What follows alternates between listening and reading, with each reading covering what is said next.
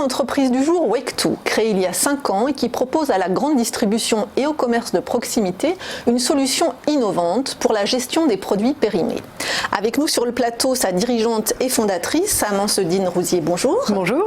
Alors présentez-nous brièvement le concept de Wake2 et d'abord comment vous est venue l'idée de cette gestion des produits périmés. Alors c'est tout simple, en fait j'étais responsable qualité dans un hypermarché, donc j'ai pu toucher du doigt à la problématique de gestion des dates de péremption de très près. Sur le terrain. Sur le terrain, exactement.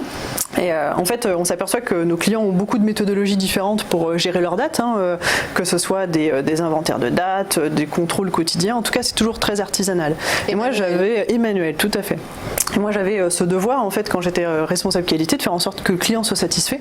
Et parmi ces critères, il y avait aussi le fait de pas trouver de périmé en rayon, parce que ça fait jamais plaisir quand on en achète un. Donc, j'avais ce devoir et j'arrivais pas à atteindre justement cet objectif. Je me suis dit, il faut faire quelque chose. Donc c'est pour ça qu'on a créé Wake2 donc il y a 5 ans. C'est une application du coup qui va fournir chaque jour la liste pertinente des produits à vérifier. Ça va aider le collaborateur à flécher ses vérifications, à trouver les produits qui ont besoin justement d'être vérifiés et d'être plus efficaces tout simplement. Et alors concrètement, comment ça fonctionne en magasin? Il faut d'abord rentrer la liste de tous les produits sur l'application? Voilà, tout à fait. Donc en fait la première chose à faire c'est donc ce qu'on appelle nous en inventaire de date. En fait ni plus ni moins c'est le point de départ de l'utilisation de Wake2. Donc en fait on va pour chaque référence, associer la date la plus courte parmi toutes les unités de vente qu'il y a dans le rayon. Et puis après, ça fera une base certaine. L'utilisateur après va se connecter tous les jours, il va avoir sa liste pertinente.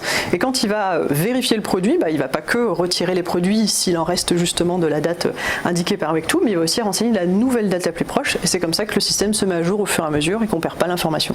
C'est fou de penser que ce n'était pas géré informatiquement jusqu'à présent et que c'était un vrai sujet pour finalement pour toutes les grandes Oui, surfaces. tout à fait.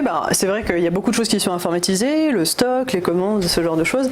Après, les dates, ça reste quelque chose où on a l'information, mais c'est difficile parce que vous et moi, enfin moi pas parce que je fais ça bien, mais quand je fais mes courses, je prends pas le produit qui est derrière. Donc il y a un brassage qui est fait par le client et en fait on peut pas être aussi carré. C'est pas un distributeur automatique, si vous voulez, on range bien comme il faut. Mais vous avez raison. Moi, je prends le produit qui est derrière. Voilà, donc voilà, c'est bien ce que je disais. Non.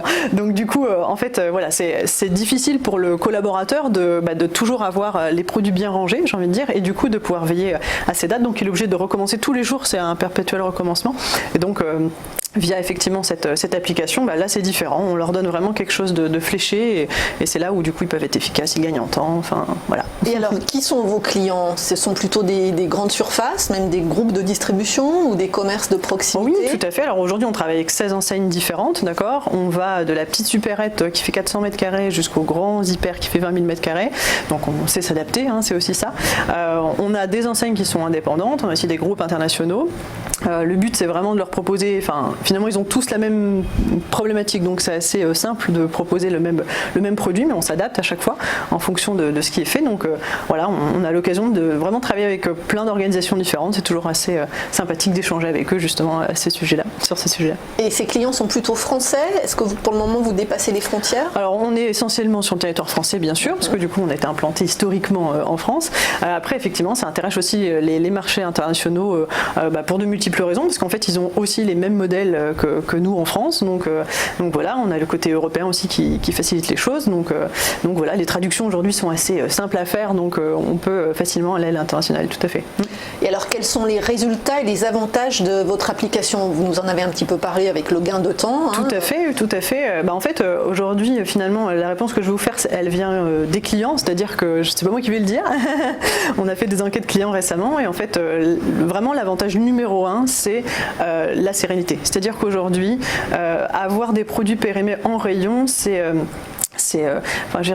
inquiétant sur le principe, d'une part pour l'image, de deux pour la bonne marche de l'entreprise, parce que voilà, ça fait pas de chiffre d'affaires, un produit qui est périmé on ne le vend pas, et puis il y a aussi les fraudes, parce qu'aujourd'hui c'est illégal de vendre un produit à DLC dépassé, donc l'avantage numéro 1 c'est vraiment la sérénité. Des amendes lourdes? Alors des amendes qui vont, c'est environ 450 € de l'unité de vente, donc ça peut aller très vite. Oui. Si c'est des yaourts. Voilà, enfin en gros c'est la loi, c'est comme ça, faut la respecter. Donc c'est vraiment l'avantage numéro 1 parce que c'est quelque chose qui veulent, enfin sur ce sur quoi ils veulent être sécurisés, d'accord. C'est vraiment, on se dit c'est d'abord ça. Ensuite, va y avoir aussi un gain de temps qui est constaté parce que évidemment comme on va là où c'est nécessaire, on se doute bien qu'on va pas faire quelque chose d'aléatoire ou de mal organisé entre guillemets, donc on va avoir un gain de temps. Et puis après il y a tout l'aspect 360, clairement la satisfaction des clients. Effectivement, un produit, on va agir sur la casse aussi parce qu'un produit qui est périmé aujourd'hui est juste bon à être jeté. Or là, grâce à l'anticipation qu'on fait, parce que bien évidemment on peut prévenir, pas au jour J, ce serait un peu dommage, on peut prévenir aussi en avance. Voilà, selon il y a des promos. Voilà, alors ça c'est la politique du magasin qui choisit, soit effectivement ils mettent en promotion par exemple à moins 50% pendant 2 jours, soit ils décident de faire du don directement. En tout cas, le produit n'est pas jeté, il est fléché directement et puis le magasin ne perd pas l'information et puis le produit non plus. Alors est-ce que vous avez des concurrents directs sur ce segment et quelle est votre valeur ajoutée? Alors sur le principe on n'a pas de concurrents directs. En fait si vous voulez aujourd'hui on s'est dit que comme toute bonne idée elle allait susciter des convoitises, donc la première chose qu'on a fait quand on a créé l'entreprise c'est qu'on a déposé un brevet national, exactement. On a déposé un brevet national et international, donc voilà, ça c'est une chose. Après, sur quoi? Sur l'application? Alors en fait le logiciel en soi ne se brevette pas, mais par contre la méthodologie associée ici. Donc du coup on s'est fait entourer de cabinets spécialisés là-dessus justement. Et après on s'est dit de toute façon, finalement ça c'est quelque chose, faut se protéger, c'est sûr.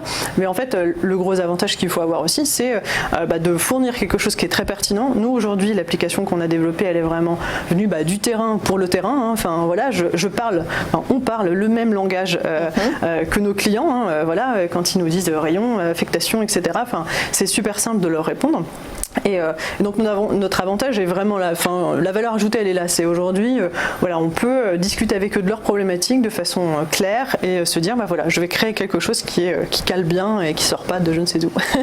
Et alors, quel est votre modèle économique? D'où tirez-vous vos revenus? Alors c'est très simple, en fait on établit un abonnement, donc on établit avec le magasin, donc soit des engagements sur 12 mois, soit sur 36 mois.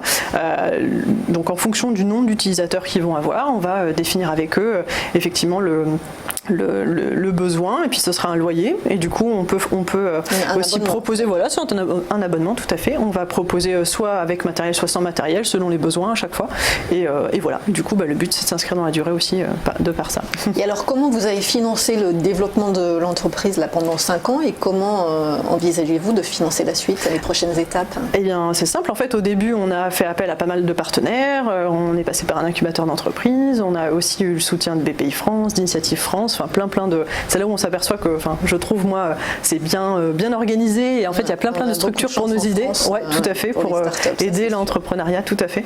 Donc on a fait ça, puis après forcément là, après on a fait plusieurs levées de fonds, on a bouclé la deuxième du coup en début d'année ici, donc auprès d'un fonds d'investissement privé, et du coup le but, eux ils sont spécialisés dans l'accélération, la croissance justement des startups. Donc le but c'est de se faire, évidemment on se fait aider par des professionnels, et puis historiquement on a aussi des investisseurs qui sont de la grande distribution, ça permet aussi un peu d'avoir de réseau, et puis de la pertinence en fait dans les personnes qui sont autour de la table, on va dire. Donc voilà les perspectives pour le financement. Donc financièrement tout est en place. Alors à quoi vont servir ces fonds récemment levés? Quels sont les relais de croissance? Alors les relais de croissance, il y en a plusieurs. D'abord sur la création de nouvelles fonctionnalités. En fait aujourd'hui, comme je le disais aussi tout à l'heure, c'est que c'est important qu'on puisse trouver des solutions pour les petits problèmes, les petits qui n'en sont pas finalement, parce que quand on soulève un petit peu, des fois on se dit ah oui effectivement il y a plus. Donc c'est d'abord de trouver de fournir des nouvelles fonctionnalités. Donc par exemple là on a une imprimante qui édite des étiquettes de mise en promotion. Le client peut choisir de le faire en même temps que la gestion des dates avec l'application, ou alors le faire aussi comme il a l'habitude de faire, c'est-à-dire j'identifie mes produits, j'édite les étiquettes de promotion. Donc ça c'est un premier relais de croissance qui on est en perpétuel échange, et l'application elle a évolué depuis. Améliorer l'application. Améliorer l'application, c'est d'abord ça, et après évidemment j'ai envie de dire il y a aussi plein d'autres acteurs du marché qui sont intéressés, parce qu'à partir du moment où il y a une date date de péremption et à partir du moment où on doit la vérifier, en fait Wake2 peut intervenir. Et après, bien évidemment, quand on en parlait tout à l'heure, le côté international, parce que les modèles sont aussi similaires. Plutôt en Europe? Plutôt en Europe de prime abord, oui, tout à fait. Des pays de prédilection comme ça? Spécifiquement, non, pas spécifiquement, parce que ça dépend. Il faut faire une étude très approfondie pour pouvoir savoir où aller de façon pertinente. Alors, j'ai une dernière question. Évidemment, le secteur de la distribution, on le voit avec mon édito sur Dia ou encore avec la vente de toute la partie, la vente de toute la partie Italie de Auchan. Le secteur de la distribution est en pleine mutation. Pensez-vous qu'il offre encore des débouchés?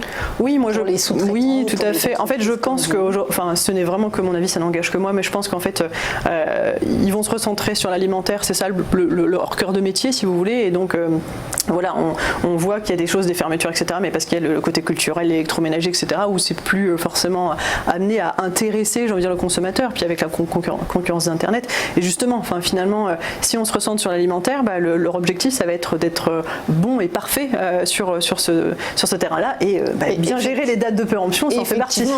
un potentiel impressionnant pour Wake2. C'est ça, exactement. Merci beaucoup, Amandine Rousier. Je le rappelle, vous êtes dirigeante et fondatrice de Wake2.